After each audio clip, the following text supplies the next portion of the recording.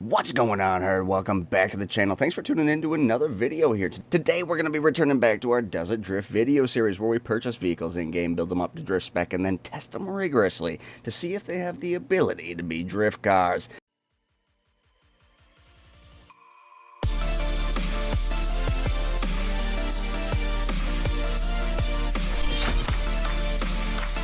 Kind of a throwback episode. I've already recorded this one, and for some reason my Elgato started acting up a couple months ago, and this one's just nowhere to be found. So either I deleted it or I just did not record it. Either or, whatever, we're gonna get this thing in again. And what we're gonna be testing today is the Hotknife. Now, I did build this thing in the past. As I said, I don't even really remember what is all done to this thing, but I'm sure all of the custom upgrades are done to it. Looks like SUV tires, a little bit of metallic paint. Let's just bring it to the Los Santos Customs and confirm those things for you guys. Old school mobster feel in here.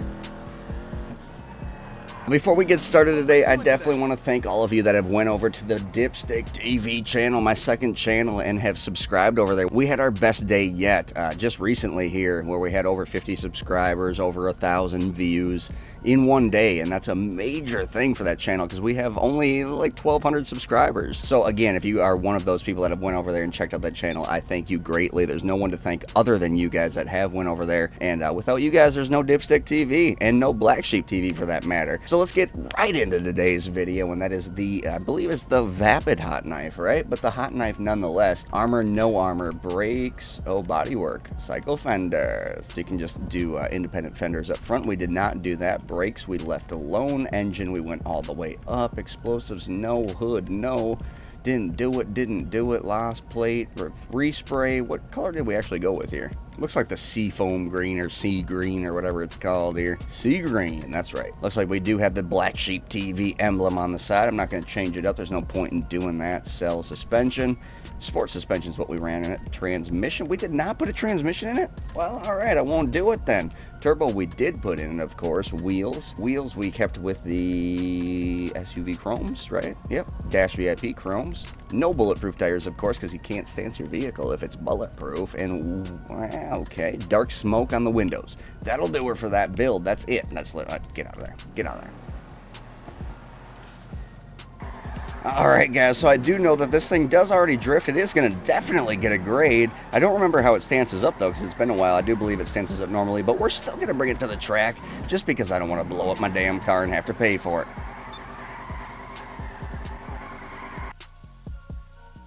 For some reason, my brain is just telling me, take it to Grapeseed Hills. This is the track for you, Black Sheep. So I'm going to head there. I have no idea what the hell the Vapid Hotknife is. I don't remember for the life in me, but I do believe possibly muscle.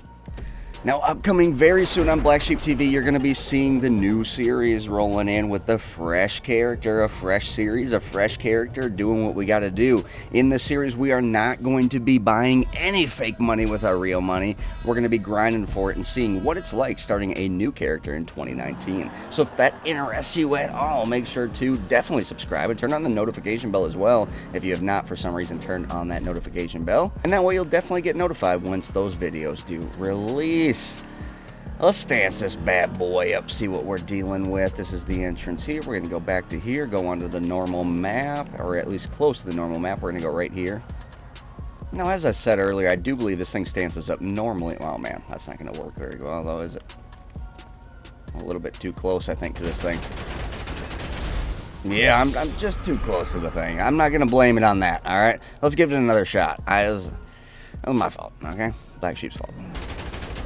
Okay, not Black Sheep's fault. Scratch that last. Let's get this thing stanced up. God damn it! I didn't see any drops on that one, but we're just going to say it dropped, okay? See if we can see it better on this side. Oh yeah, I seen one drop right there. Wow, this car is really hard to tell when it stances. I'm sure it's probably because I'm a little bit torqued here on the mountainside.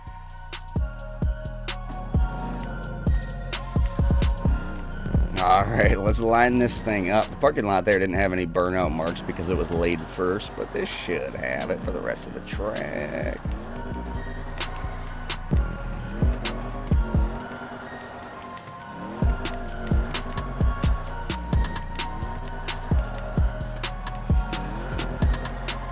Oh man.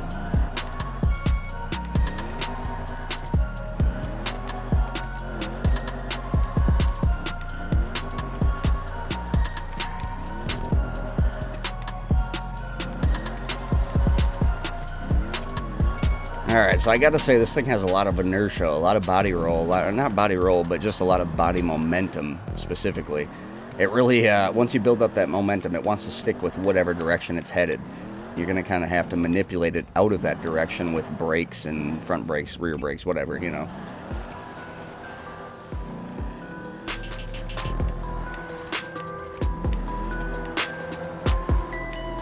Here's a good example of it. There was no way I was getting out of that momentum. So yeah, this car is really a good drifter. I mean, it has a little bit of body momentum. That's really, I think, why I did not put the transmission in there originally on this build, is because it handles a little bit better without it. Now, you know, I'm not telling you not to do that or to do it. I'm just saying, hey, you know, everything's going to be a little bit of preferential. What's the damn car called? The Shyster, you know, I can't remember what the hell the model of the vehicle is called, but that car is similar. It's, you know, you can put a spoiler on it. You can leave the the traction. You can leave the transmission off. You can go from there and just kind of build it uniquely, and that's kind of a cool thing. This car is very similar. You can definitely put the transmission on there, and if you want to maybe link a little bit longer, you'd be able to link a little bit longer, but it's going to be a little bit more for body momentum, a little bit more for spinning out and all that stuff. You're just going to have to really get the hang of it. If that's more of your preferred handling line, then yes.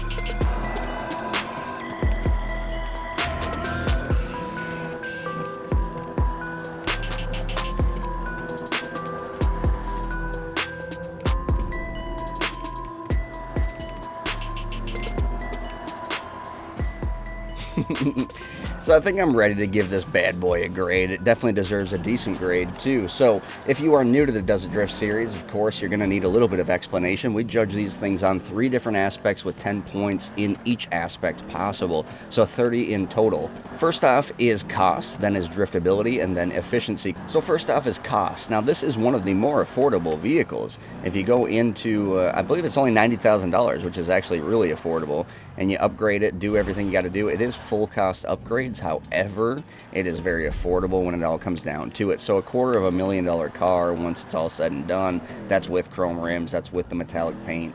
And yeah, so it's a decent too. It really does hold up with the rest of the drift cars, including the Rapid GT and the Schwarzer and all those cars. It's unique. Oh, the Fusillade. That's the car I was looking for earlier. The Shyster Fusillade. It's very similar to the Fusillade. I'd have to put it in the same kind of category as that. Now, the Fusillade scored quite well in Does It Drift. It's a good overlooked car. I feel like the Hotknife falls into that same category. It's a good overlooked car. So, cost, I'm going to have to give it an 8.5 out of 10. It's cheap, it's affordable, but it's not quite as great of a driftable car once it comes into play with the Rapid GT and the Schwarzer and all those good cars, the Banshee 900R, blah, blah, blah, blah, blah, blah, blah, going from there.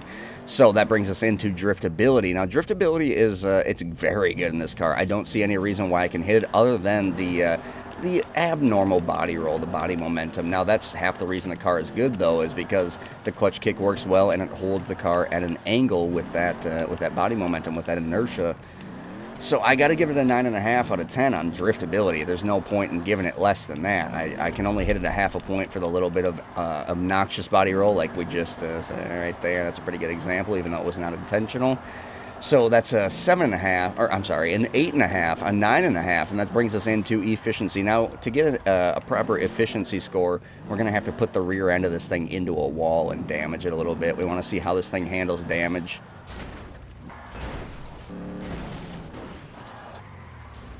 Oh yeah, I can already see the bounce.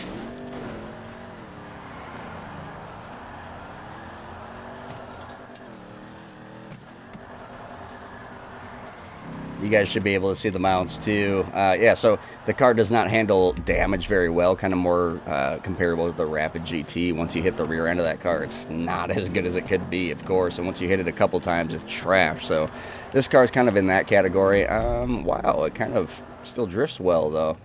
Once you damage the front, your steering kind of goes out of whack, and that kind of sucks. So it might steer one direction a little better than the other, which is kind of hard for your brain to interpret, you know, which way is better, which way is worse.